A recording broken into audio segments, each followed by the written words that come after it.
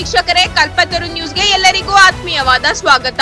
ತುಮಕೂರು ದಿಬ್ಬೂರು ಗ್ರಾಮದ ದೇವರಾಜು ಅರಸ್ ಬಡಾವಣೆಯಲ್ಲಿ ಇಂದು ತುಮಕೂರು ನಗರ ಪೊಲೀಸ್ ಠಾಣೆಯ ಸರ್ಕಲ್ ಇನ್ಸ್ಪೆಕ್ಟರ್ ಅವಿನಾಶ್ ರವರ ನೇತೃತ್ವದಲ್ಲಿ ಪಿಯುಸಿ ಹಾಗೂ ಎಸ್ಎಸ್ಎಲ್ಸಿ ವಿದ್ಯಾರ್ಥಿಗಳಿಗೆ ಶಾಲು ಹೊದಿಸಿ ಸನ್ಮಾನಿಸಲಾಯಿತು.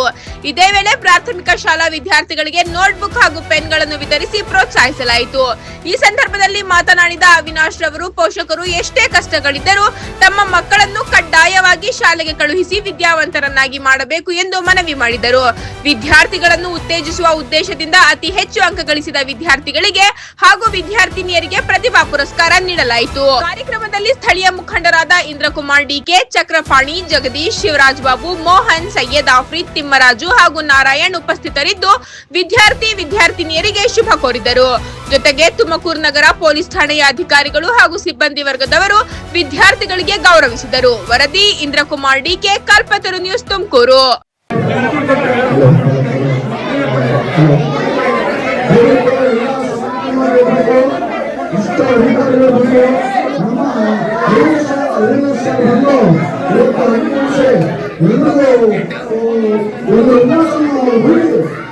ಪೊಲೀಸ್ ಇಲಾಖೆಯಲ್ಲಿ ಏನು ಭಯಪಟ್ಟಿದೆ, ನಾವು ನಿಮ್ಮ ಜೊತೆ ಇದ್ದೀವಿ ಅಂತ ನಮ್ಮ ಇವತ್ತು ನಿಮ್ಗೆಲ್ಲ ಧೈರ್ಯ ತುಂಬಿದ್ದಾರೆ.